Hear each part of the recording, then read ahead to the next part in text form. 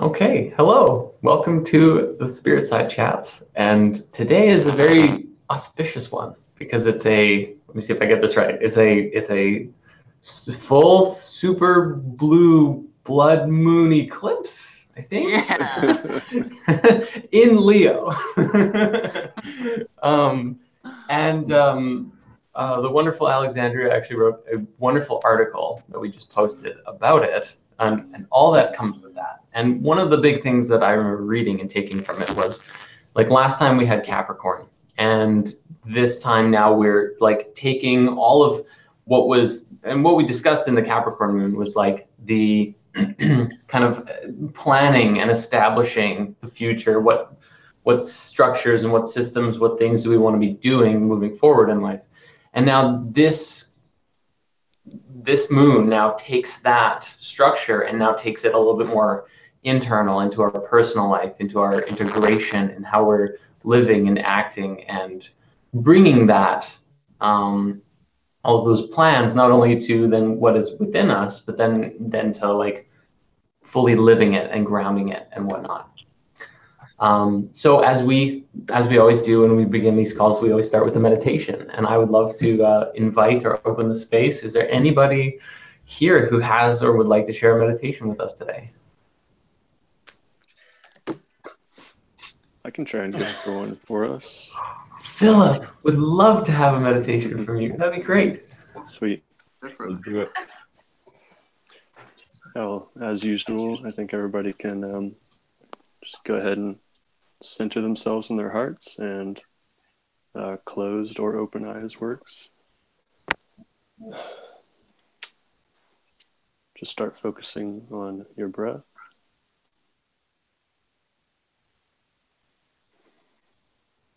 Loosen your jaw.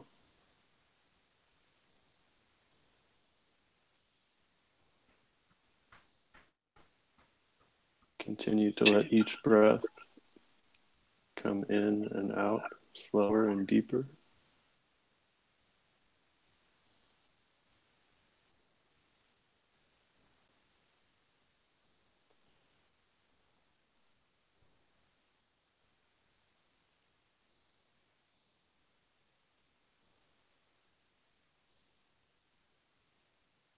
Just try to imagine for a second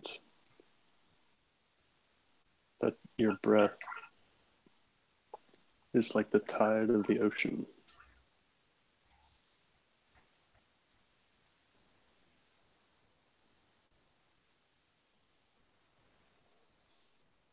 Comes up onto the shore and recedes back into the abyss.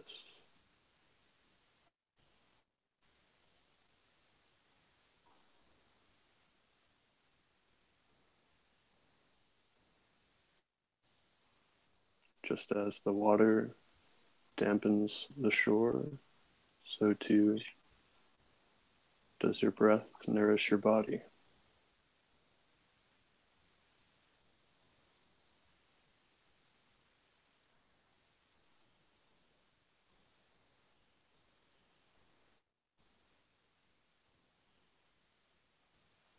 Continue to visualize this tide ebbing and flowing just as your breath does, slower and deeper.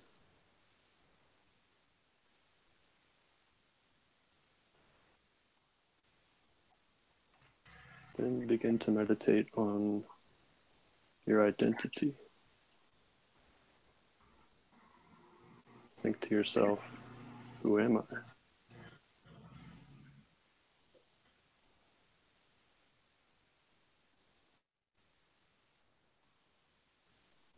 Firstly, you might recognize yourself as your body, your subjective awareness. I am Philip. I am Joshua. I am Jordan. I am insert name here.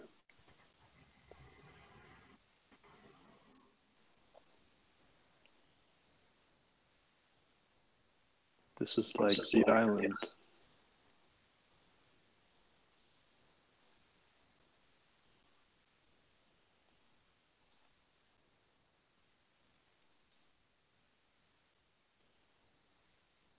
as you continue to meditate on this tide that is ebbing and flowing on the island,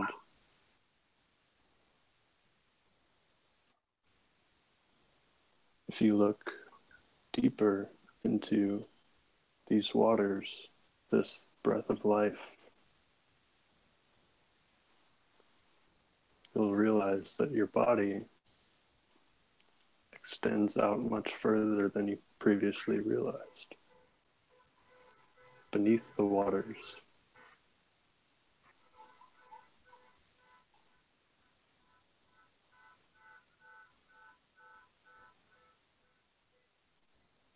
your identity of self then expands into the ocean floor,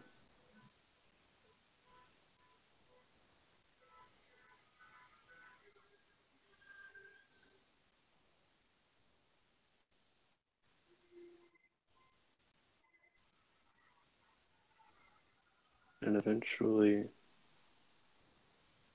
touches the base of another island.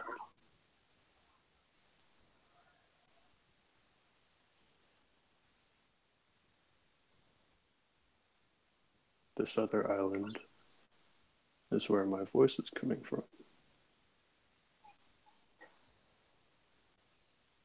And in this way,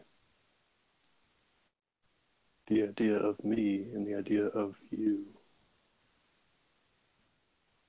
are one.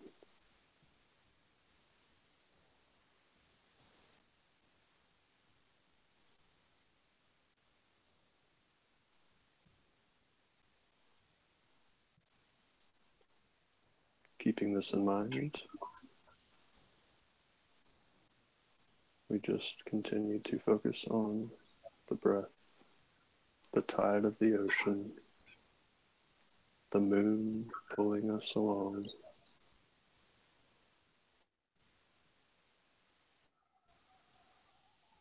We recognize our oneness, and we treat each other as such.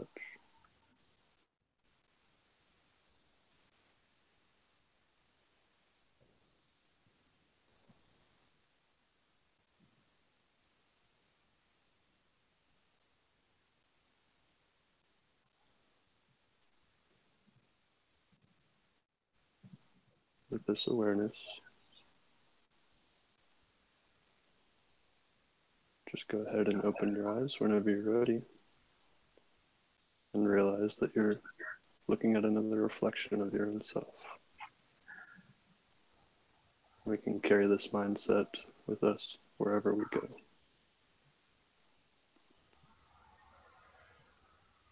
Hope that was peaceful for you guys.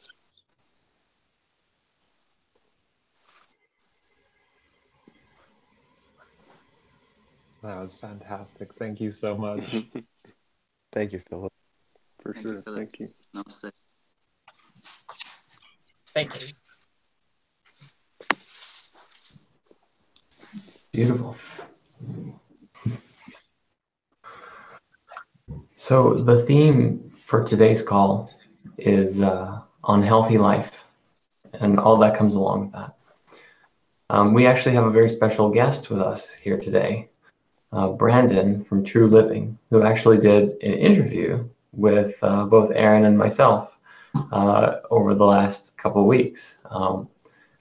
We invited him to come on and potentially speak about any and everything related to, because that's sort of his thing, is true living, is like, what does it mean to live true and live authentically and live healthy?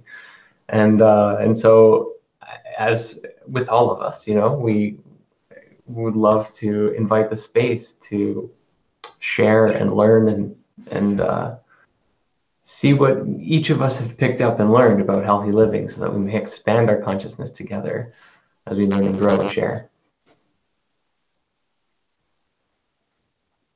Oh, well, you know that I've always been a curious child as I've been growing in, and you know, throughout my entire portion of how I lived, I was raised in such a profound, loving, caring hands of my father and, of course, my family members and all, that I've always witnessed the intricate detail on how you will. That is just simply that ever since I was baffled by this information, that we're just simply cosmic beings, to be in precise, all of us here. We're all merely reflections of each other. And so pertained is that we are all simply connected. All of our perceptions in life are merely just consequences of our mind that we've created in our mind space.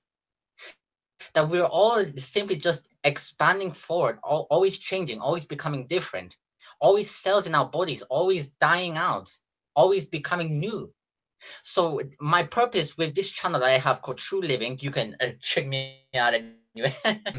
With my purpose is that is to simply to help everybody to know how to see themselves for who they are, which is why it's called True Living, is to live true to yourself on this planet.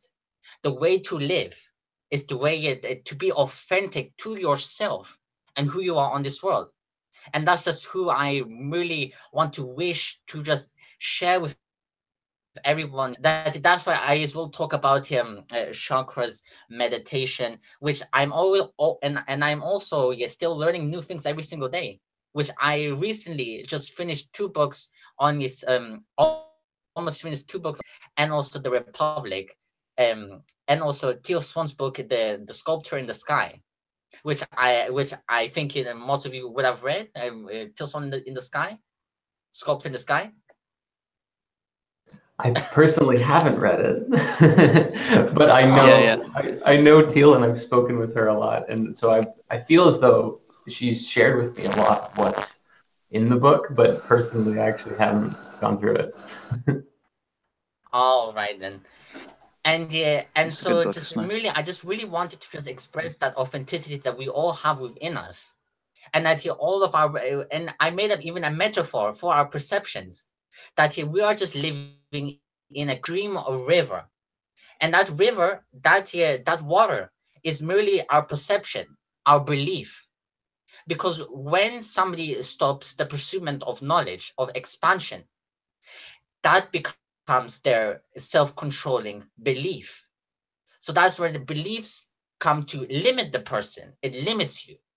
So what I've learned is that when another being comes into contact with another being with a different perception, that person's perception collides with that river.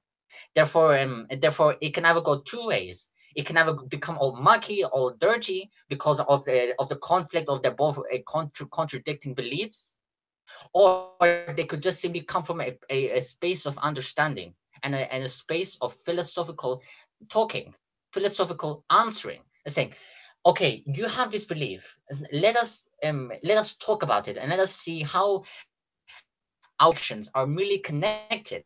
And that I know that all of you would know that all religions are merely the same, that all religions are merely just connected from a larger, profound knowledge of truth, but just split into fragments, as I and Aaron once talked about in our interview, that that religion is just merely fragments of knowledge from a more higher understanding, channeled differently from different persons' perspectives.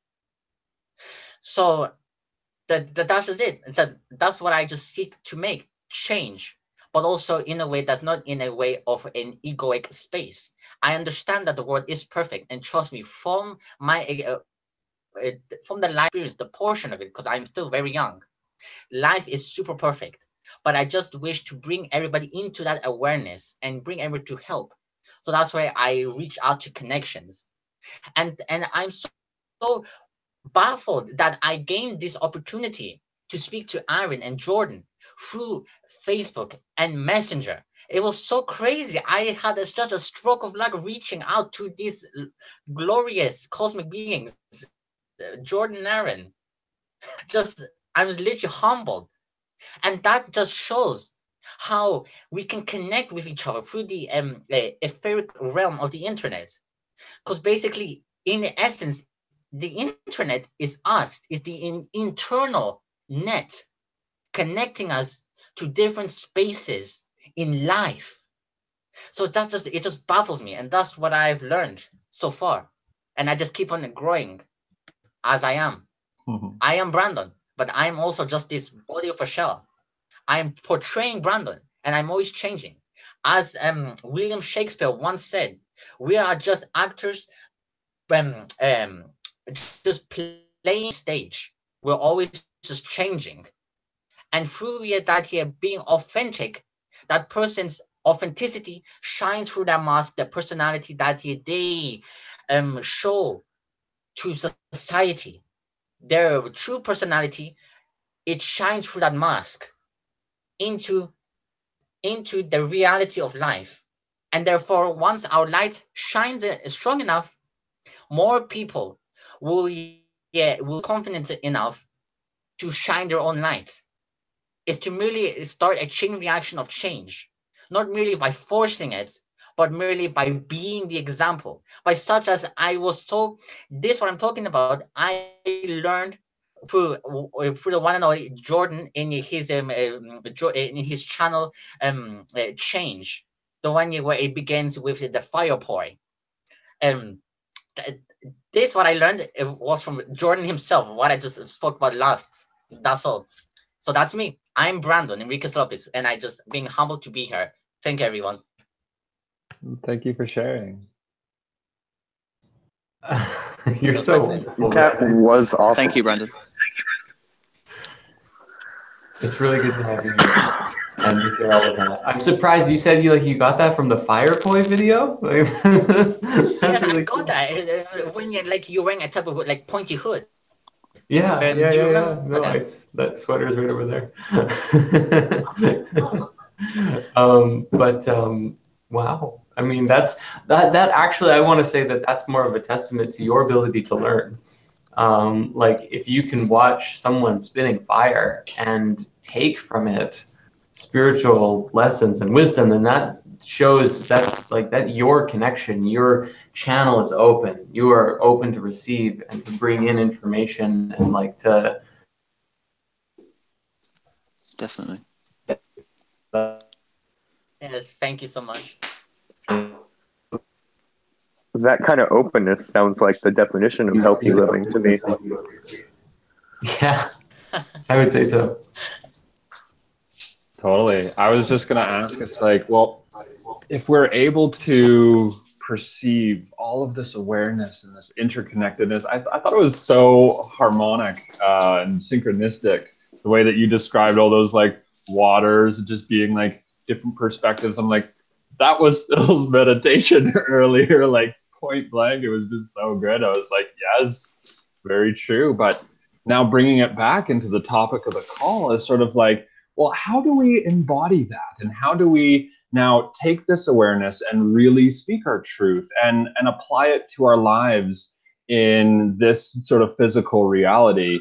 And to me personally, there's probably an infinite number of ways that this can be done. And I think that this is why we have these calls, is because we can each share our own unique perspectives of how we integrate our experiences and grow and change as a result, so that we can learn from everyone else and have these open conversations. It's just the most miraculous experience to me, to be able to come together in this way and share these things. But I know for myself personally, one of the biggest sort of visions that I had when coming and joining with Jordan with Spirit Studios and Alexandria here as well was just, how do we look at that chakra system and learn and grow through these levels? And if you watch Spirit Science episode 0, you see that pathway that we've kind of created of starting with health in the 4 different aspects, the way that we've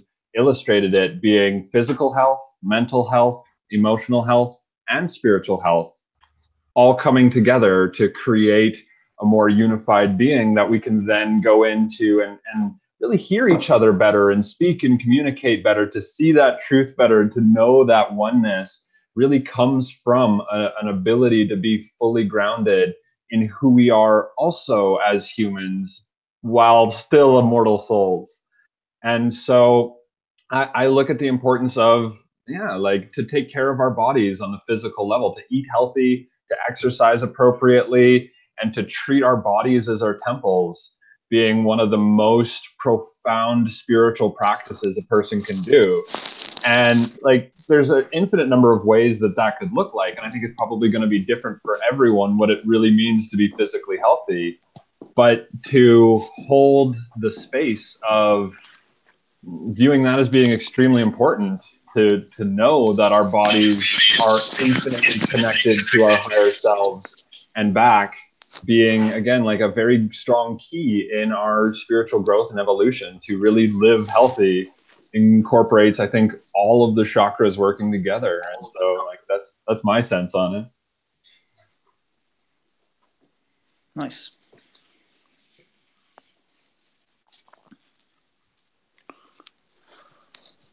I feel like we could touch a little bit more on how taking care of the physical body can be like right in line with taking care of the spiritual body, and how they're one and the same.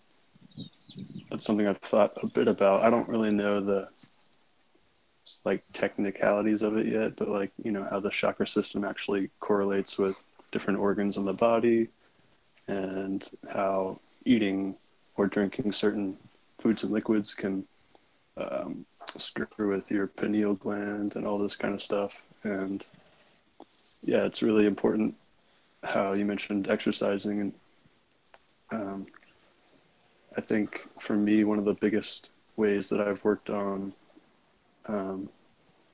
my like meditation is actually when I'm active, which sounds odd, but whenever I'm like on a walk or working out or something, then I'm in a much different state of mind than when I'm, you know, being a couch potato. So I think that really exercising your physical body correlates to that spiritual development as well. So yeah, we could just expand a bit more on that, I guess. I have something on that, Philip. I wanted to say that it's not odd to move while you meditate. It's actually a whole form of Zen training, moving meditation. And another thing that this kind of ties in with all the research I've been doing on flow states of consciousness. And one of the things is getting your blood moving. It's far easier to achieve the flow state of consciousness while you're running or in some way challenging yourself than it is if you're sitting in a chair. That one takes a little bit more mental discipline. And that flow state of consciousness is when the ego, the I identity, which is housed here in the front left temporal lobe, that section of the brain goes quiet so that the rest of the brain can harmonize and synchronize and begin to communicate better than they normally do. And in that state is when we have that I am connected to everything experience. So moving meditation is incredibly helpful. I started out in martial arts, and then in my 20s, I moved on to partying, and that was terrible for my health.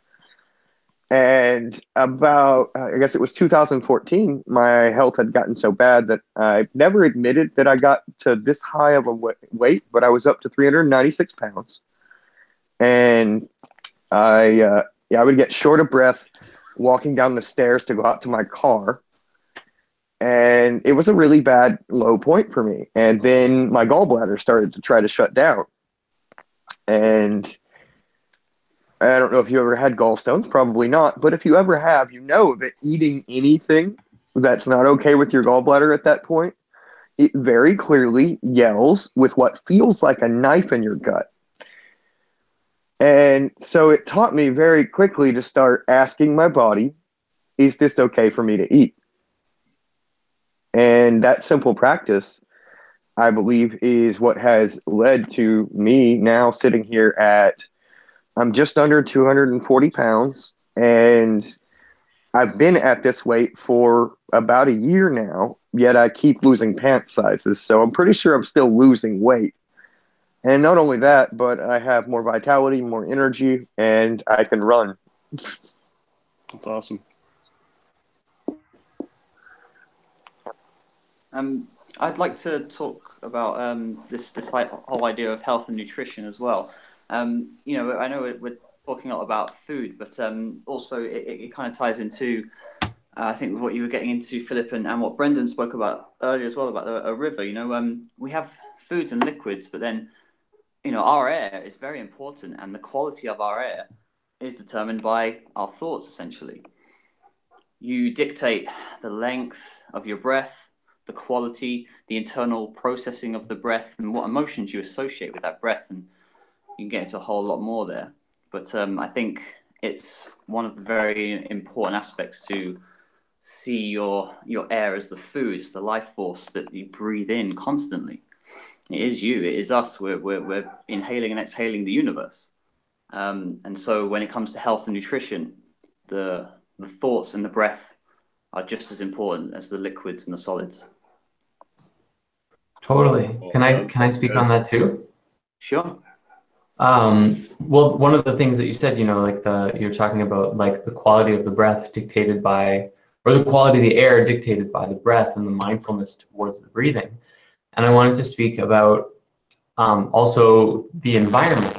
And that also is a reflection, if you're in human civilization, relative to the thoughts that we're having, right? Because we're not mindful of all of the chemicals and pollutions and everything that's in the air. And that's why cities, if you're living inside of a city, the environment that's around you that you're living in can also be incredibly detrimental. Even if you're breathing calm and smooth, that's I mean, it's definitely needed. But still, if you're inhaling carcinogens every smooth breath, it's still gonna also put a weight on your physical body. And that also and so that's why, you know, like going into nature and doing the practice takes you elevated higher versus going into city and doing the same thing. And obviously we have to really bring that peaceful mind with us everywhere we go. But I think that's an important thing to remember too, is that if we're in a physical environment that's unhealthy with or cloudy air, if you will, if it's a dense populated city, then it's important to take breaks and go out into nature and continue the same practice. Yeah, purification is right. Definitely totally important. Yeah, and that's perfect, because that literally expanded. I kind of lost a thought, and you just hit the nail on the head there. The beyond the breath, it's the thoughts. You know, like what you're saying, it's the perception and the, you know, it ties into, this is what I was meaning about Brendan. You mentioned everything, a river being the river and being in the river. The world is the, you know, you're in. You remember the river is what you're in, and you're creating it as you go. And so, with the idea of the carcinogens and the things in the air, it's true. It affects us, and it's ingrained in our subconscious that this stuff is bad for us. But when we train the mind to not see it that way, they won't be bad. They just matter, and you can internally process, and your subconscious mind and your chemistry will change to rearrange that matter so it's good for you. There are people who take snake poison in small amounts, and eventually their body resists the snake poison, and they use it as like a fuel. They use it to like propel, you know, just same way as we get used to drugs, we get used to alcohol and weed and mushrooms and all this sort of stuff. You know, that's first, it's just like blur, you get thrown out into the middle of nowhere and distorted, and chaos happens and everything. And then you hone your blade, and you start to use it and focus it towards a goal or an aim. And so, you know, we can, you know, look and see the world, you know, go to a cesspit, go to like a, you know, ghetto slum or something. You can find beauty there, you know, and that's Totally changing it around, yeah. I want to bring a quote from back when I was studying. It was called The Cause and Removal of Disease. It was by a guy named Charles Holmes, created this presentation. He's the founder of Conscious Planet and this like health food groups. And he had this like really good presentation going into actually a lot of these things very specifically. And one of the thoughts that he pulled was, I think, a direct quote from, I believe it's Louis Pasteur, the guy who originally discovered the germ in the first place and created the thought constructs in humanity of We need to sterilize these things and purge them from our being. On his deathbed, Louis Pasteur was quoted saying almost the complete opposite. He found out, and this is the exact quote, "The germ is nothing. The terrain is everything." If we take these carcinogens in, we take these poisons in, if our body chemistry and our temple is strong enough to be able to transmute that energy through our meditations, through our conscious awareness, through our deep breathing, through all of the other practices that we do, maintaining our healthy temple, we will fully and completely be able to take all of that poison and turn it into love. Now, I want to say if we're not trained on that, we overwhelm ourselves and we just go like deep into the most toxic radioactive environment you possibly could, you know, like that's probably going to hurt a lot. But at the same time, our ability to be able to perform miraculous transmutations of consciousness, of light, and of all of these things through our awareness and through our practice, like the terrain is everything. Our bodies are temples. And so to hold confidence towards being able to see them like that and like go out into nature, ground yourself, cleanse yourself, do everything that's required. I highly recommend fasting as being one of the best ways also to cleanse.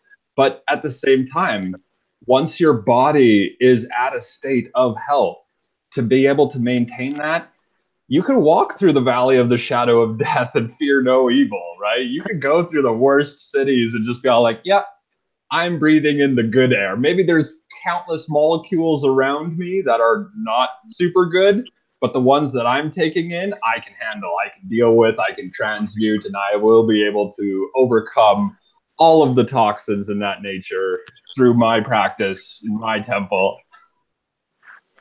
Definitely, exactly. It's exactly like a Chinese philosopher Lao Tzu once said that the best thing you can ever do in life is to master yourself. Even a great example of this is I forgot a little bit. There was literally this Indian monk that said that he was the reincarnation of the Buddha. He literally under a body tree without sleep, without eating, without showering or nothing, and he still survived. But if I remember correctly, they said that he went and disappeared for all of a sudden. So that was very strange. Is that there was literally this monk that monks, they could walk on a hot coal. That's the mastering and the centering of yourself.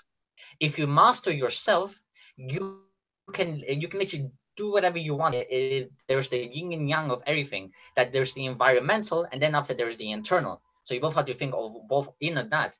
Once you have 100%, you can like master anything. It's literally like that. I'm still in that process as well. So we're all just mastering ourselves.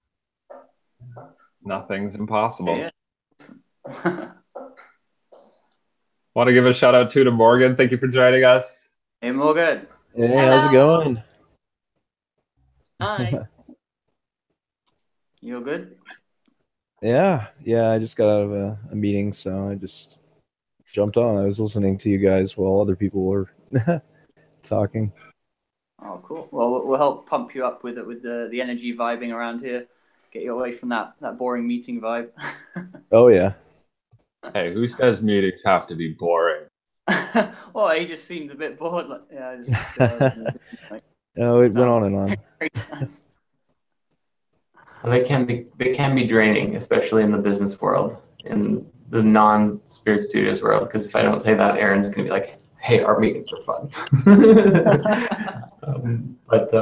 Yeah, I know the feeling. I actually kind of on the same topic of environment and kind of going back also Anthony to the topic of what you're taking in the air. There was a question in the comments that I noticed, and one person asked, "What about meditation and substances like marijuana? And how about that, right? Because that's like the same sort of principle of like taking in a different quality or kind of air and using it for a specific reason." About that. What's that? The past. I would actually love to talk about that. I think I spoke to you about it over a year ago. How started experimenting with the effects of marijuana on meditation because, do you remember that? Were we talking about that? Was that us? Well, I remember you shared that with me, that you went like 4 years or something like that without having any, and now anytime you do, it's like a crazy experience. Yeah, it's like going back onto, but basically all the drug experiences for me just kind of evolved into one experience. You know, like they open up different sections of your consciousness, and then like now it's just kind of one goes to every single one. You know, if you know what I mean. But it's like you enter a different door. You know what I mean? But with weed, like if someone's asking about marijuana and meditation, it's totally a good thing to use it in a very small amount. Go into meditation because you will very internal, and your perception shifts out when you're sober. You know, we're all up here. We're all just in our head, processing, thinking about the past, thinking about the future, and we're just like wiring these things together and creating new experiences based on past experiences, and you know, trying to do something, constantly doing something, being. We need to just be. And when you have marijuana, it sends you straight into that awareness of the moment. So you instantly kind of like take a shortcut into the meditative experience of where it will evolve to. If you do it sober, when you're in a sober mind state, it takes time, you know, depending on where you are and how crazy your head is, how bad the monkey mind is. You know, it takes some time to get there. But if you want a shortcut to see like where you're trying to get to, so that you have like a goal or an aim, it's very good to try that. Then obviously don't start getting dependent on it, because it becomes a crutch then, and that's not good. That's not good for anyone. There you So, go. yeah. I wanted to speak on that to the same degree, because I had a lot of experiences too where I used marijuana specifically, largely as an antidepressant, to be able to take my negative thoughts and look at them in a different way to help me find my own inner peace and balance. But then I eventually realized, absolutely, I was using that as a crutch to almost, again, yeah, trying to shortcut meditation and spiritual growth. But once I realized that that's what was happening, the sober mind in that nature is far more adept at being able to retain that knowledge and really pull it in a way that allows us to grow from it and actually make those transitions in ourselves. Because now it's coming from us, not from this plant or not from this substance that's elevating our consciousness. At the same time, to be able to, I think the expression is to like perturb the waters of consciousness. It's like dropping a stone in a bucket of water, you know, like you see those ripples, and then you can start to realize, okay, well, there's more going on here. And that's a very useful experience sometimes, to be able to really like step out of your normal box and go, okay, reality is a little bit more interesting than what I thought it was. But then once that experience has happened, now you can go back and try and recreate that with that sober mind. And the effect of this will be, in my experience personally, like more lasting on your consciousness. If you're able to obtain almost like a psychedelic euphoria through a conscious, sober meditation, it will be far more moving, because now you know that this is all you, and it's not like an effect of some psychotropic substance. But you're right there. Like, it does really help for those who are not able to calm their mind, for those that really need it. Having, like, I feel that this is the way the universe has supported us. Like, it put these substances on this planet for us and for those who really need them, to be able to have the possibility to step out of their own limiting mental constructs. But at the same time, if used socially or recreationally or not with that spiritual intent, it has been abused, just as everything has the good and the bad and the good. All of these good potentials can and have been utterly misused. And so, I mean, like, I've just seen that in my own self too. I mean, we abuse sugar all the time, don't we? We're constantly abusing coffee, sugar, salt. You know, those are all mind-altering substances, just the same. That's exactly what I was going to say. If it was the other way around, and we evolved eating weed, and coffee was like a class 1 drug or something, then we would be talking about coffee right now and be saying, yeah, you can have coffee and you'll be super hyper and you can do these things, you know. And it's just turned out that it's this way around. there's other reasons, and you start getting to very complex stuff. But I'm glad you brought up coffee like that. I'm sorry, Aaron. I didn't mean to cut in. I'm glad you brought up coffee, especially on this conversation about mind-altering substances and what the mind brings to the experience. It's a really interesting thing to know that most people don't, that coffee has enough caffeine in it to keep you awake for about 15 minutes. That's it. But it has 43 depressants in it. There was a very powerful ad campaign in the 30s called Mr. Jitters that set about this cultural idea that coffee would keep you awake and give you the jitters. And it was pressed so hard in every newspaper across the United States and Europe that people took it as truth.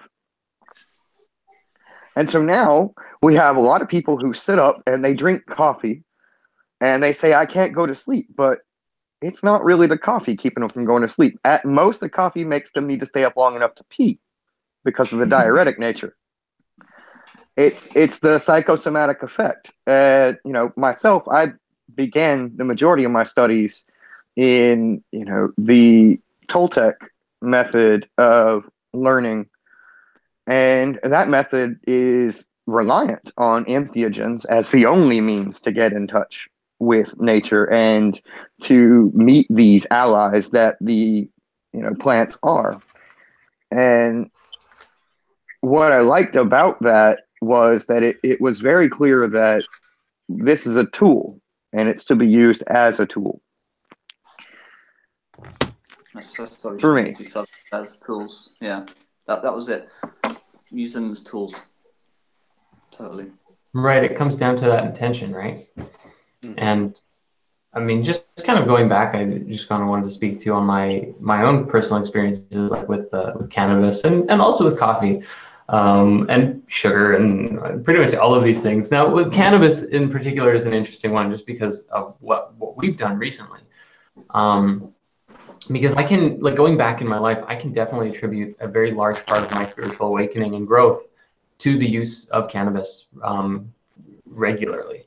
And towards the end of high school and into the beginning of college, it was like incredibly helpful for like helping me relax and take a different look at life through a different lens and just open up to my more creative side of myself, I guess, because in case ever I was feeling, like clamped down and whatnot. So it really helped with that opening. But over the course of time, it really became something that was just used recreationally for fun, as a whatever. And I would go through phases of doing it and not doing it, and using it in meditation and finding a lot of value in it.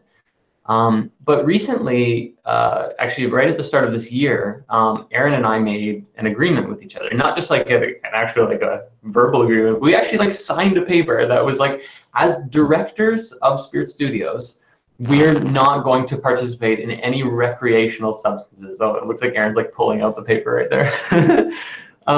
And pretty much, yeah, pretty much we've said anything that's like a substance of any kind that can be used, like whether it's there's Aaron with the paper there, contract details.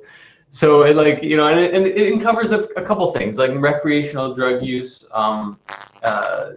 food, like no overly processed foods and stuff like that, just to maintain like pretty much a guideline to maintain the highest level of consciousness that we possibly can, with a small clause at the very end that says for specific ceremonial plant medicine use, as long as it's done in ceremony and with great respect, right? You can't just like get really high and be like, no, it's a ceremony, man. Like it has to be like very, very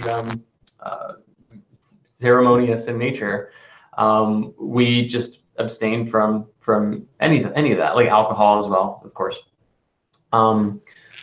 Sugar and coffee are not on that list, but they should be, and we're keeping them moderated.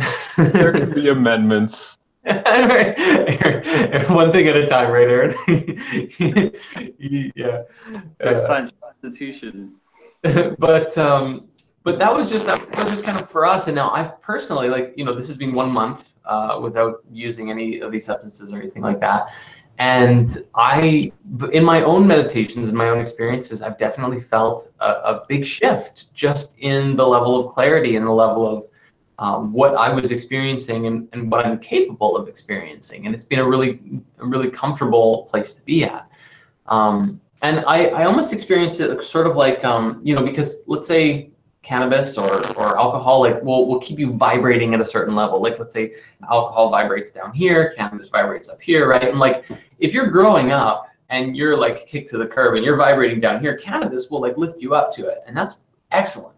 But once you're up to that point, right, that vibration, if you want to go beyond it, then you kind of have to be comfortable letting go a little bit of the substance that keeps you vibrating at this level. And it's the same, with alcohol, the same with coffee or sugar or whatever. But it's kind of that, like I fully also, I hear you, and I agree when it comes to the, you can transmute whatever in your body. Like you can maintain a spiritual understanding or a spiritual connection and transmute it in your body and still drink coffee or alcohol or whatever. But also like the motion of being that river and like letting it go, letting it flow, and not being attached to it also is one of the greatest keys in elevating your consciousness, right? And not needing it. If you ever say like I need XYZ, whatever it is, you have to really identify like what is it that I'm believing that I need and why. Some things are very vital. I need air to continue fueling my body to breathe and live. If you try and go without air, that can be a thing. You need food to bring in a sustenance for your physical body to maintain physical life. But then as well, the higher that you ascend into light, as it were, the more it's just I am light, and the less things that you need, right? Like how many possessions and belongings do you actually have? You need these video games? Do you need these books? Do you need this or that or whatever, right? Like everything has a resonance, and as long as that you're like bringing in a resonance to you that vibrates at a level that is raising your consciousness instead of keeping you limited, I think that's probably the ultimate goal. Air vibrates at such a high level that you can breathe forever and just keep rising. That's one of those things. And so I just wanted to share that too, because there was the conversation in the chat about cannabis and is it good and is it bad? And honestly, it's like it really depends on the individual and where you're personally vibrating. Because if you're capable and have done a lot of spiritual practices to go above and beyond, you've probably reached a point that you don't really need it anymore. And if you're using it, you might even notice that it actually brings you down. If you go 2 weeks, 3 weeks without it and go, wow, I'm a lot clearer. I didn't realize, and that's one of those things you never really know it until you're off. And this is my last thought, is like from the Sugar film, like people, I love that Sugar film. It's a brilliant movie. I recommend watching it for anybody who hasn't seen it. Yeah. But in that movie, there's a scientist or a doctor or something who's like, you tell people, you're on a high sugar diet. You don't know how cloudy they are. And they're like, no, I eat lots of sugar. I'm fine. It's like, because you don't have an active comparison, because you've been on sugar for so long. You can't even tell, just how foggy you really might be until you cleanse yourself of that substance and go, whoa, there's a lot more that I can now experience. I didn't even realize. And so, yeah, just wanted to share that. Thank you all so much for listening. So good, Jared. I want to potentially just ask, like, Heather, if you have anything to share, because we haven't heard anything from you for a while, or at all today. No, totally. I'd love to get some female voice. Awesome. Yeah, I'm glad to be the goddess. Thank you guys for allowing me to sit and listen. And now it's my turn to talk. I wanted to talk about the tree in my backyard and how that pertains to the subject of healing. Last year was a difficult year for me. I went through some traumatic experiences. It was pivotal in my awakening as a starseed and as the shamanic archetype of the wounded healer. So this is my forte. I'm still dealing with the traumas, but the tree in my backyard has helped me immensely. So something horrible happened. last year, and I had PTSD and hallucinations. Had no idea why. Had no idea what happened this certain night. I just kind of blocked it out. A good friend of mine who's a quantum hypnotist, we're going to go to Egypt in March together. That's a different subject, but she's a quantum hypnotist healer. And I just messaged her this one day, like, I know there's something wrong with me. I keep hallucinating, and I know that there's something that I forgot and that I'm blocking out. And she said, okay, Heather, calm down. This is what you do. Go in your backyard or go out in nature, go sit under a tree and close your eyes and imagine that you are the goddess of a forest. Imagine a forest. Imagine all these trees bowing down to you. You are their queen. And ask them, they'll do anything to serve you. Ask them, will you please tell me what happened? So I sit my head against my tree in the backyard. And this is in November, very magical month. And almost instantly after just imagining that, I felt this connection. I closed my eyes and, oh my gosh, these beautiful, bright fractals. It was the essence of the tree. And I just had these words in my head telling me exactly what happened.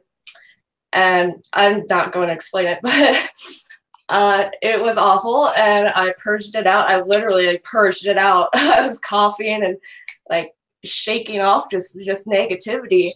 I forever honor that tree. I'm forever grateful for that tree. It's amazing what nature can do for you when you connect. Telepathically, energetically. Lately, I've just been meditating, taking off my shoes, and right away I connect with Gaia. Right away, I see auras. It's beautiful. It's very humbling. Just that connection.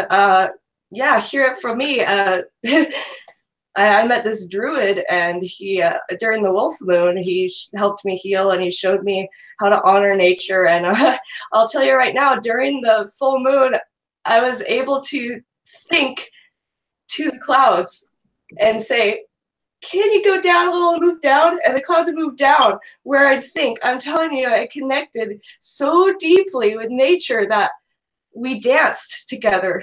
And I want to share that, and I'm glad I can share that. That's great. Awesome. Yeah, thoughts create reality. Thoughts shape reality. That's a very good point to make there. Awesome. Thanks for sharing, Heather. It's interesting just to tie that into the topic of healing and how we brought up substance use. I mean, all drugs are products of nature, right? And so when you ingest, cannabis or psilocybin or, ayahuasca, you name it, even man-made drugs, they are products of nature. So you're communing with nature in a sense.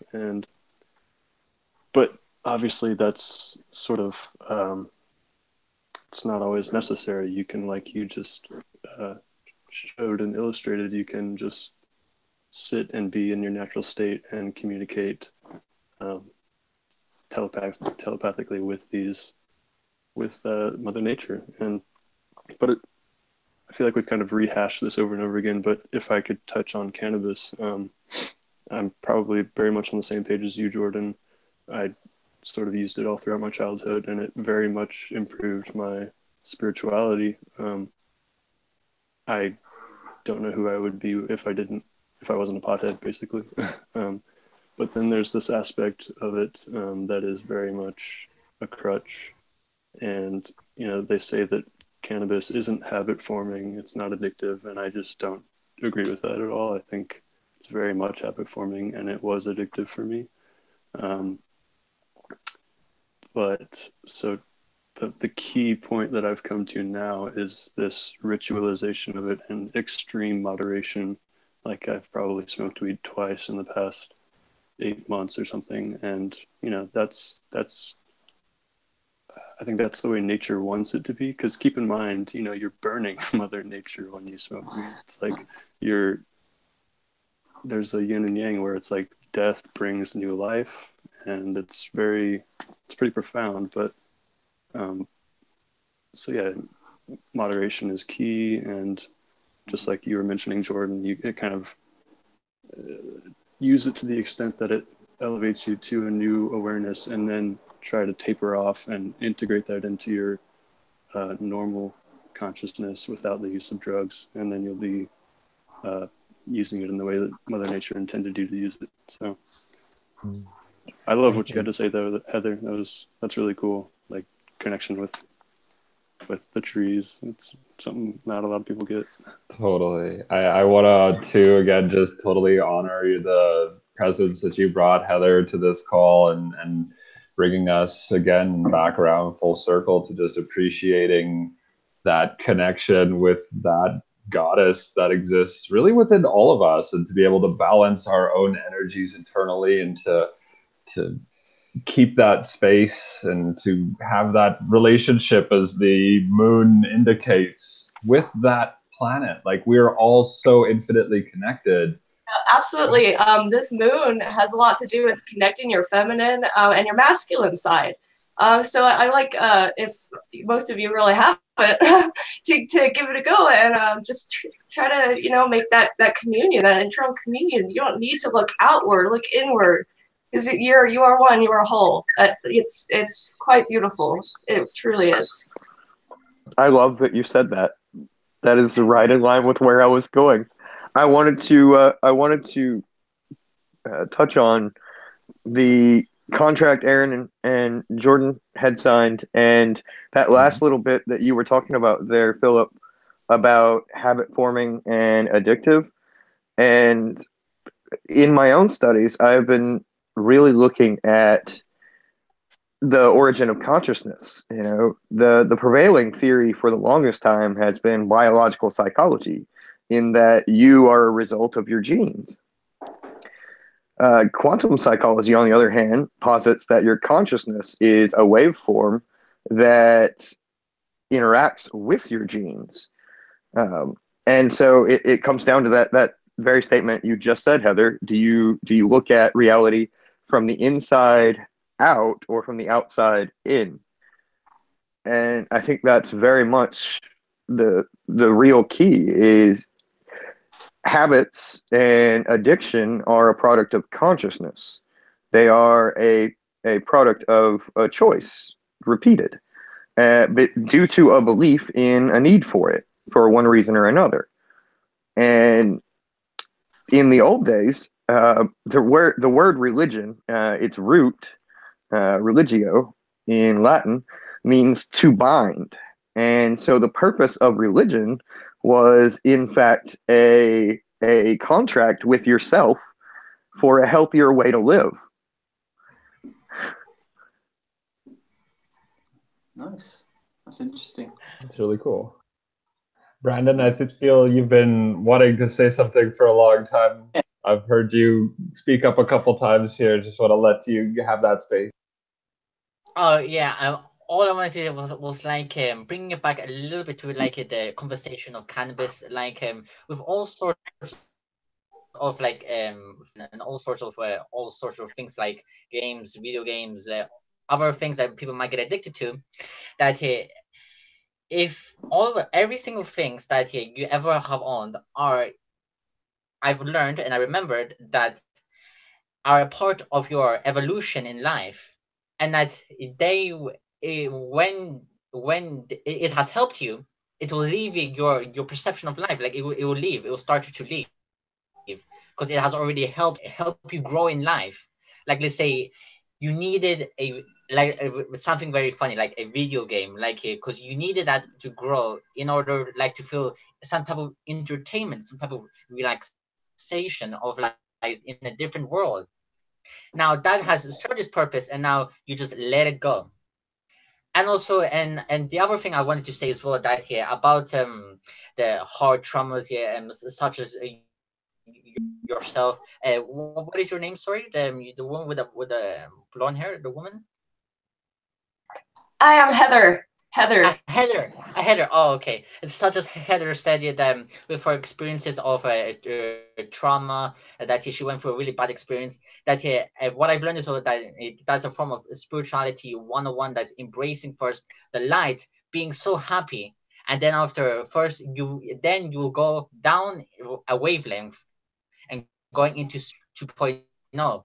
And then it's integrating those three aspects. Once you've embraced the darkness and embraced the light, you'll integrate it into union, such as the Kundalini rising towards the crown chakra. Yeah, definitely. That's exactly what happened. The dark day of my soul, I shined so bright, and then all of a sudden it was like I was knocked over into just this whole year of darkness. I broke mentally. Actually, I just bended. I didn't break. I'm very strong, and I'm very thankful it all happened. I was just so much stronger for it. Like everyone said, Heather, you're being forged in the fire. You're getting ready, and now I feel like I could face anything in this third dimensional world, at least. Because what I went through was definitely, I couldn't relate to anybody. It wasn't hallucinations. It was really a spiritual attack, and it was, I don't want to drop this, but I do. It was a reptilian attack.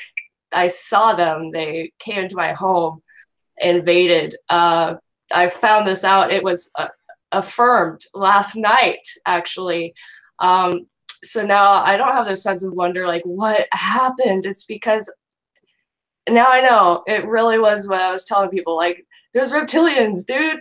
You're like, you're crazy, Heather. Like, there's no reptilian overlords or extraterrestrials. Like, yes, there is, and especially where I live in Joshua Tree near a military base. But I'm getting off subject. That's as far as I'm going to touch with that, because that is tough. Thanks for sharing.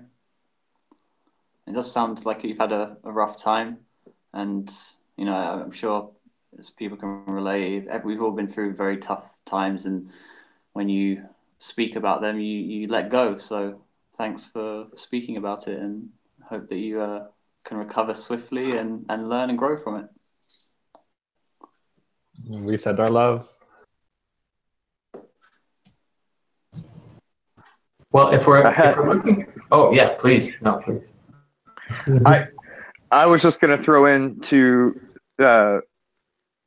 say thank you, number one, Heather.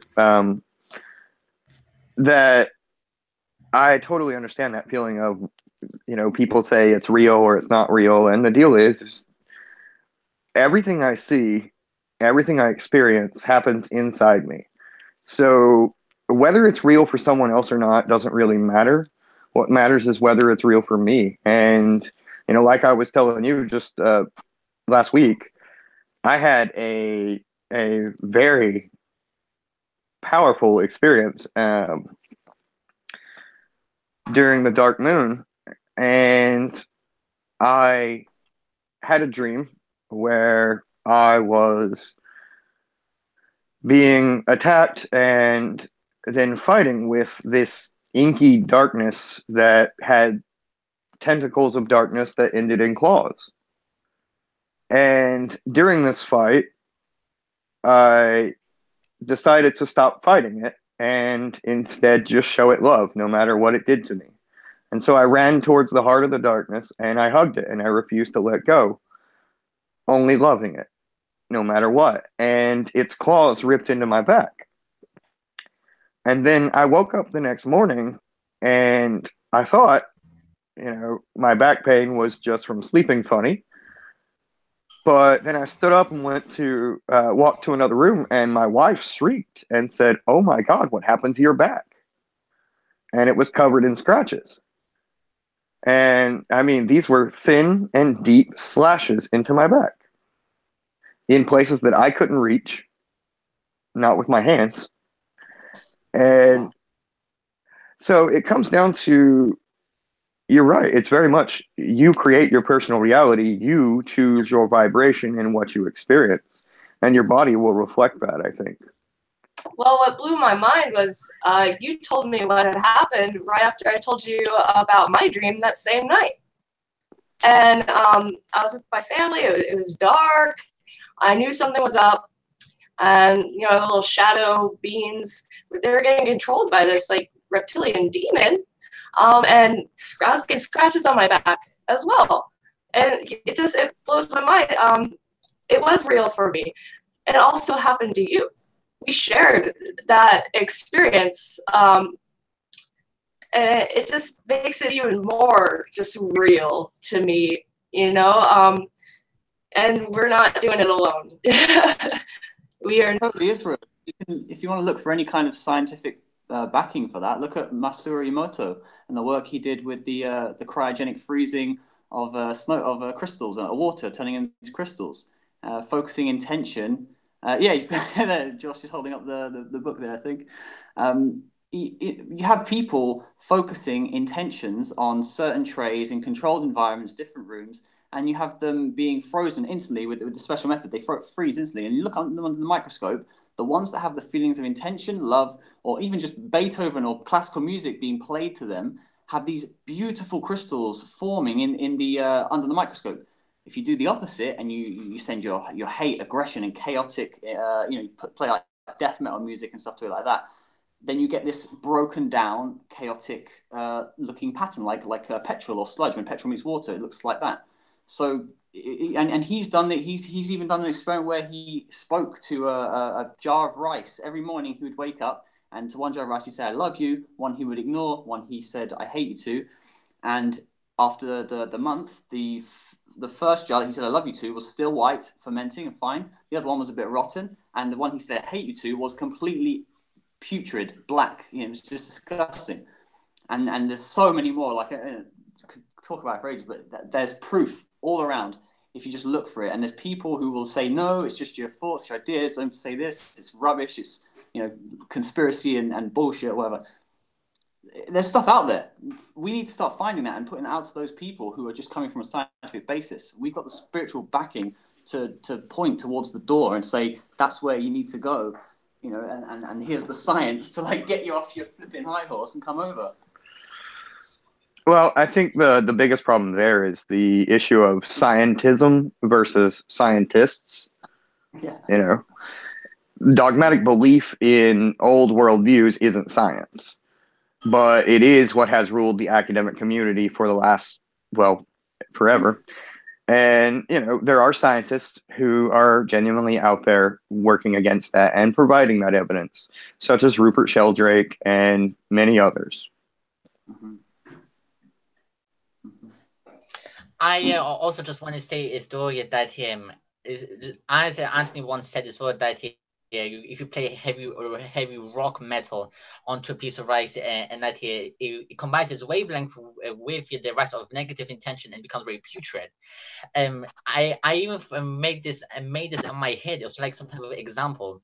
Do you guys think that each type of genre of music has its own wavelength towards the chakras? Such as heavy rock could be to the root chakra, and very classical, very high pitched music, or Beethoven Symphony, Moonlight Sonata, could be a resonance with the crown chakra. I would just love to get your guys' insights on this. This is where I want to pop in because I love music, but more specifically, I am totally a metalhead. Like really, really intense metal. Yes, I love it.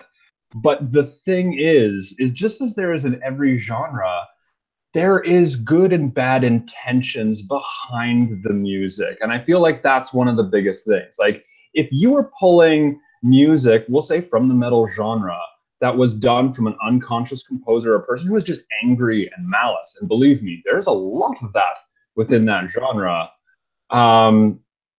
You will get those results. But at the same time, if you're familiar with gent or instrumental progressive music in a way that's out there, that I want to say it like it portrays a wider range of emotion. It's not just happy, happy, happy, happy, happy all the time, but it goes through dissonance and harmonic resonance in such a way that it paints slightly a larger picture sometimes. And it's not just taken at face value. There is merit in all of these things. And so there is, we'll say again, specifically within metal, a lot of composers out there that just use it as a channel for anger. And if that's the metal that you're listening to, that's what you're going to get. But then there's like, I want to say like North Lane. I've actually met those guys. They had to come through our town, like Winnipeg, not too long ago. And Born of Osiris as well is another one out there, where these are bands that are taking consciousness and really deep spiritual perspectives, such as unity and such as expansion of self, and even like straight up meditation. But they're speaking to those who are really closed off and rigid and not open in a way. And so they're using metal as a genre to speak about consciousness. And it's like the coolest, most profound thing to me, because that's where I was. I was in a place where I was like, I've gone through lots of, again, like sadness and anger and just resentment and all these things. And then I found music that could channel to me where I was and uplift me in that nature. So like you can listen to like pop or rap or country or jazz or blues or classical music or R&B, you name it. Every single one of those genres will likely have music that would have a negative effect on rice or water or consciousness, depending on the intention behind the song. And I think like that's one of the biggest things of, we can't just take this experiment at face value, because I don't know what metal song he was playing, because I'm like, I kind of want to do that experiment with some of the stuff that I listen to.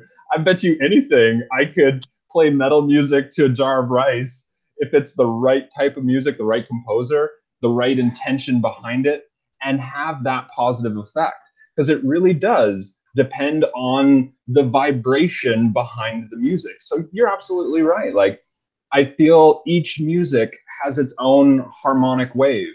And depending on where that person's at or what they need to hear, they can tap into the music that really speaks to them. And in that way, similar as we were talking about psychedelic drugs and stuff like that, if you're at this level and you want to get up here, listening to music that's at a higher level than you will help get you up.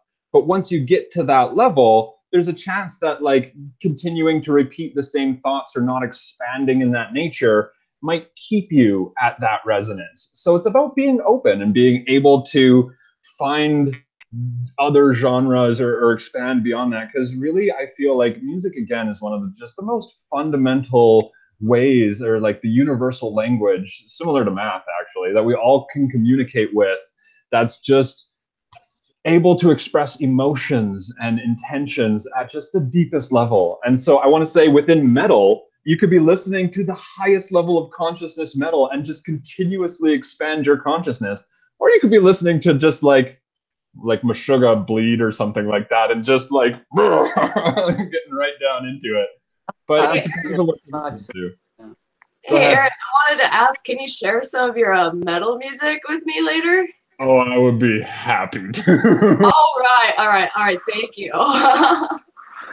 I wanted to throw in, I think that that Baxter Effect video you guys did a little while back, I think Baxter would probably chime in and say that it's equally likely that there is going to be an influence from the intention of, the listener of that music in the first place. So regardless of its own inherent value or vibration, you're going to apply a spin to that vibration based on your perspective of it.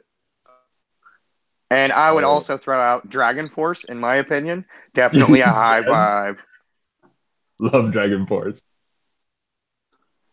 And so you're totally right with what you're saying, Aaron. This distortion is a good way to reflect in the way of harmonics. Like if I put it in an analogy of like a sandcastle, if you talk about like pop music and harmonic music, like building up a sandcastle, and you make all the sides nice and perfectly polished and glossy, like everything's so perfect. Eventually, there's nothing you can do. It becomes so crystallized, and you have to then journey beyond it, or the other option is to tear the thing down and just like you really enjoy, just like you've built this thing up and you release that energy. It's a release. It's the opposite side of the spectrum, and it has it's the counterpart. It has such amazing release of that energy. And so when you have talking about the broader spectrum of things, you're totally right when you talk about heavily distorted music, mixing the harmonic and the distortion and making a broader spectrum. It's totally right. It's totally true. Which I think touches back on that whole concept from earlier about the combining, your light half and your dark half, right? To create a greater flow of energy. You got to complete the circuit.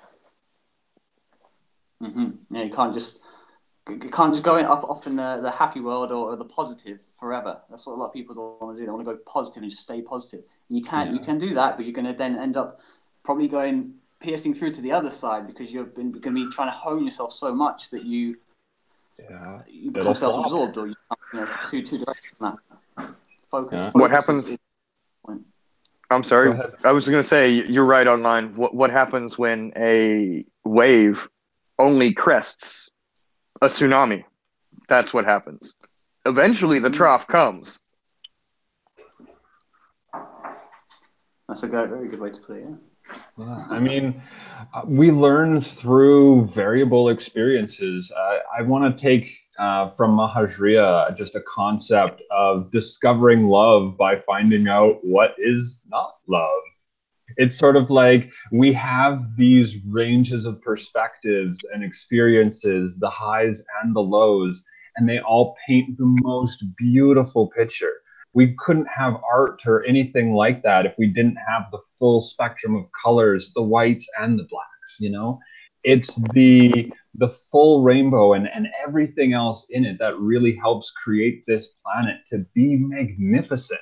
We were given the opportunity of every potential in this reality of almost limitless, like anything you think of, even within this world, can and has probably already been created, and we can further expand beyond that. And so for us to look at this and say, no, only this genre of music is good, would be like such a backwards way of looking at reality. Because as Joshua was saying too, how that listener, again, talking about music, interprets the sound is one of the biggest things. That's your own self-intention, right? For a person who's, we'll say, like in a really bad space listening to music that shares an experience of hurt, you can look at that and go, I was hurt too. Here's another person that had the same experience. Oh my gosh, there's other people out there like me. I'm not alone anymore. And then that helps build people up. And I know a lot of people who use music in that way to relate to others, to find out that they're not alone, that they're not isolated. And so maybe it was like a really dark song or really sad, like playing in Phrygian minor or something like that going down. And it's like, that happens. But that's how we learn to relate from each other. But then again, speaking about composition, to being able to play something in a really, like, we'll say like Locrian, or like there's actually in musical composition what's called the Devil's Chord. And if you played these notes, you would have been straight up killed. They just murdered you. You wrote a song that had these notes in it, you would die. And I want to say, like, in my past life experiences, I've probably done that. But I look at this and I go, by the contrast of playing something that provokes a dissonant chord and says, ooh, look at this, and then comes in with the major chorus, like the I want to say like Hallelujah, that song, like the minor fall and the major lift. He's talking about musical composition there, of being able to set the tone, to create a conflict, and then resolve it musically, creates depth and like an experience that's really beyond that superficial, yay, everything is good, happy, like type of musical genre. I mean, I don't want to discredit that in any way, because again, like, people use that to be like, it inspires me and is good. And so in that nature, like, the whole spectrum of music, I think, just has tremendous benefit to everyone. But again, it depends on what you need, and to not compare yourself to others in that way either. we're all on our own unique journey, and to be able to be true to yourselves and like love the music that you love and not judge yourself for it or not judge others for liking a genre of music that you don't particularly like. I mean, myself personally, I'm not a fan of rap. I don't know if I'll ever be a fan of rap, but that doesn't mean that rap is bad. I mean, like, I'm fully in support of it. And like, I've seen amazing rap artists the same way I've seen like very shallow rap artists. You know what I mean? Like, the full spectrum is always there. No different than metal, no different than country, jazz, classical, etc. So like, and the rhyme is sublime in time. yeah, man. I also want to say, I'm going to jump off now. I'm going to go eat my dinner. Really cool talking to you guys. I'll probably tune in and watch you, but I'll say bye-bye now. Take care. Peace. Love you, Anthony. Take care. Peace, brother. I also wanted to say that such as yourself, Aaron, that you told me about art and music, that is all about the intention on how you emit your music, your intention with whatever you're doing. Such as with the artist must go through that suffering origin of understanding the world of his own suffering. So therefore, he would become a teacher. His paintings would become a teacher. So the student can view his perception and feel that connection and learns and be imbued of life, which can heal that person. Therefore, that person will start a chain reaction of showing the art to other people, and therefore, that student will become the teacher. Very good. Very true. Yeah, that's amazing. I'm an artist, just like you're talking about, and I wanted to find out a way to show the world what I have seen and what has forged me to be who I am today. It's very important that the world gets to see through my eyes, but it's hard to say that in words. It's like a filtration system. Words just can only get you so far. But art, on the other hand, I'm a painter. My next goal, my next set of pieces I want to accomplish would be that which comes straight from my mind, straight from what I've seen, and it'll help me channel out all that, whatever negative or darkness I still hold, or whatever anxiety or frustration I still hold towards what I've seen and what I've been through. It'll be a great a way to heal, and a great way to heal the world, and to find people who had similar experiences, or they'll look at the piece and interpret it in their own new beautiful way, and it'll help validate. Not that I need it. It'll validate my emotions, and it'll create something for other people to validate theirs if they feel insecure, or if So yeah, I'm so glad you brought that up, so I can add that little tidbit. Totally. Thank you for sharing. I look forward to seeing some of your art. You're in our Slack mystery school there, so like keep that stuff posted. Oh yeah, totally, definitely. I'm trying to sell them to get to Egypt in March. I got one sold, so that's my passport. But I have a sacred geometry set. It's all hanging around my room, so I'm like looking at them. And I have a 3-piece of Native American spirit animals, and they're all like 18 to 24 inches. Original pieces, signed, dated. I'll post some pictures for you guys. Awesome, thank you. I love how all of this totally ties into mental and spiritual health, because yes, it's like the artistry of visual and audible music and paintings totally illustrates the bittersweetness of life, if it's intended to do so.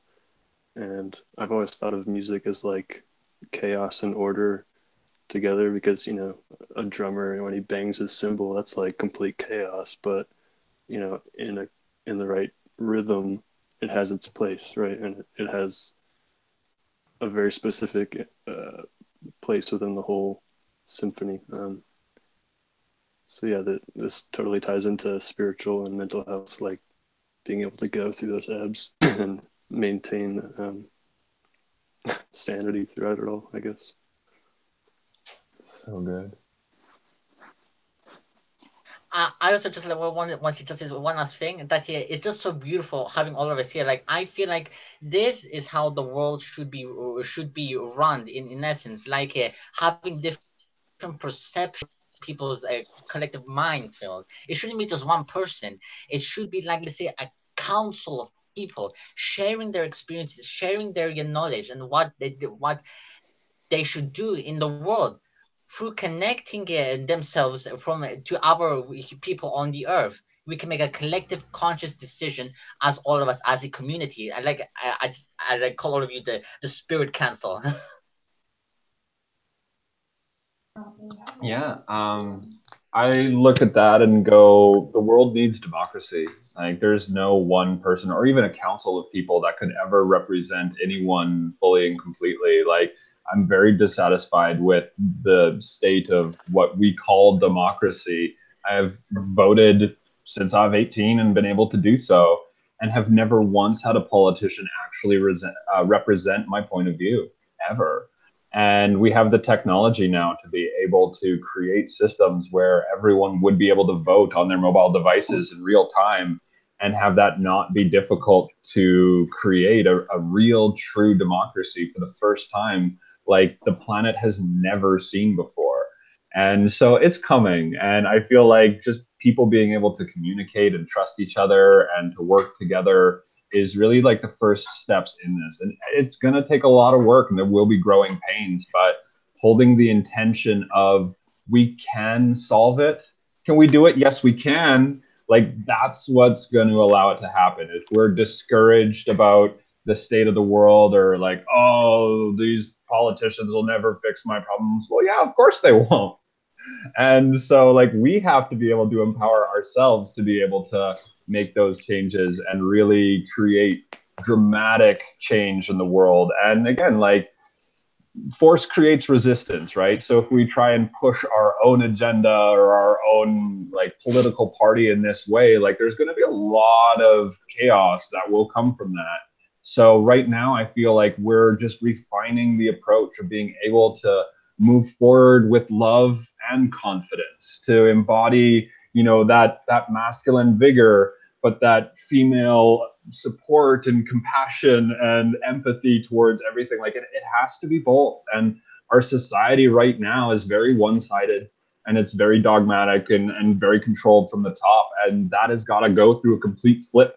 And flipping things over always creates a degree of like unsettling nature in that process, because every time there's ever been a great revolution or a new shift in human collective, there has always been a lot of times very intense chaos that goes along with that. And so right now I feel humanity's trying a different approach. Like we're speaking out amongst ourselves and not putting as much weight in this idea of an absolute body of government. And in doing so, I feel like for the first time ever, we might be able to create a harmonic shift from one state of being to another that doesn't involve chaos, which would be really nice.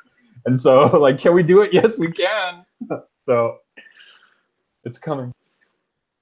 Who was that? Henry Ford that said, whether you think you can or you think you can't, you're right.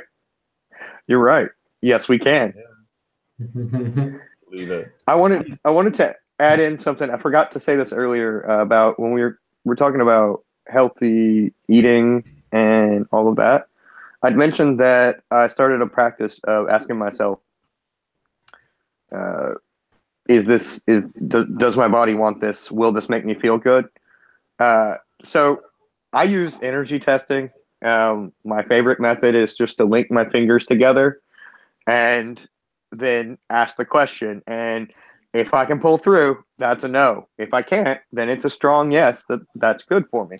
And that's my method. I just wanted to share that. I realized I didn't earlier. And I thought maybe there were some viewers out there that could use that. That is so awesome. Just thank you. I am going to do that. I love you so much, Joshua. Just gotta put it out there. Amazing. I want to say thank you to everybody who shared and all of the things that have been shared on this call. Unfortunately, we have to actually start to bring this call to a close because we have Aaron, Alexandria, and I have a yoga class coming up with Aaron's sister. And so with that, why don't we do a closing meditation, and then we will bid you all a lovely adieu on this super blue blood moon in eclipse in January at Leo. Actually love to offer, Heather, I don't know if you're interested or have anything prepared, but if you want to guide the meditation, invites out there. Oh, I don't have anything prepared. You put me on the spot. Maybe next time I'll be more prepared, okay? Totally. Anyone else? May I? Absolutely. All right, everyone. One of my favorite meditations is simply just the listening and just reconnecting with yourself in the present moment. So we may just strive on living in the moment, but not in our heads. As Rain Descartes said, our minds are a great slave. No, we're just the masters. I just forgot that quote. I just ruined it right now. Well, just simply just focus on your breath. Just simply focus. How do you feel now? How do you feel today? What will be your mantra for today that you'll carry on tomorrow, which will inspire you to become great again? And now just take time to just focus on the sensation of your breath. Just simply, how does it feel as it enters your nose? How does it makes as it enters your lungs? As it expands your lungs and it contracts.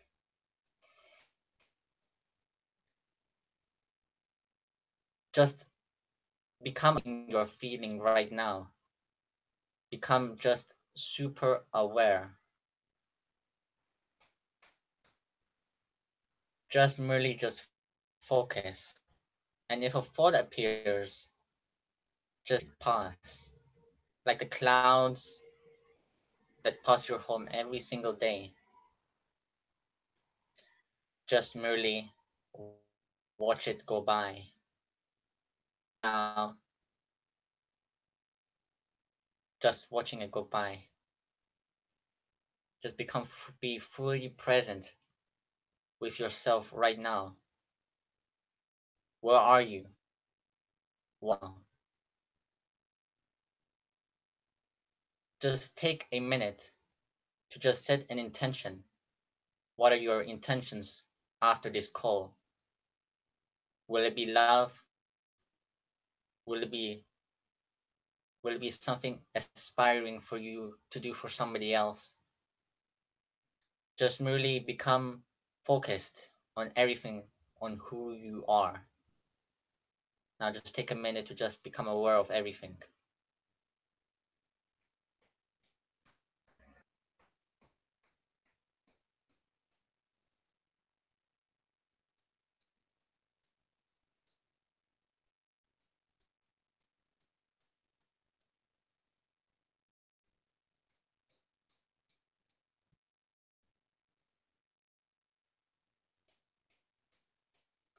And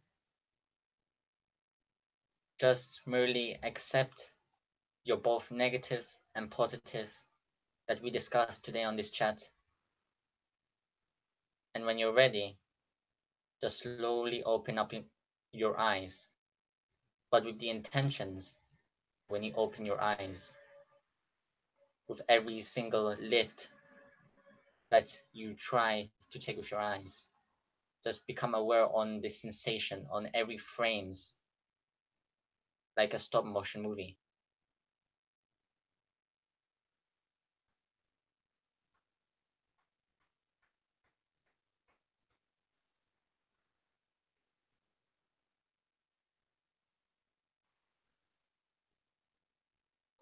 Thank you for sharing. It's a great meditation. Thank you very much. Thanks so much. It's my first time. Thank you. Thank you. Thank you so much. That was wonderful. Wonderful. Thank you. Thank you to you and Philip for both meditations. Yes. We had a comment too from the audience about doing a tarot reading just to end the call for the day here. And so this is the Princess of Discs, the idea of taking in and transmuting. And so if you're familiar with it or want to learn more about this card, the card directory is available online and you're more than welcome to research it further, but that's the card for the day. Thank you. Awesome. What is the meaning of that card? Look it up. Check out the website. Oh, okay, it's on the website, yeah. Thank you everybody for joining us today. We'll see you actually the next moon we're going to be in Costa Rica, so stay tuned. We might do a call before we leave, or we might actually just wait and do the call when we get back, so potentially around the 20th. So 9th or 20th, we'll flow with it. We'll let you know. Thank you guys so much. I had an amazing time. Thank you. Thanks, guys. Thank you so much. I'd love to be here again. Thank you so much, everyone. I'm really humbled, especially just I'm a really big super fan of spirit science. I follow you since the beginning. Thank you so much. It's an honor to share the space with you. Ciao. Take care. Bye.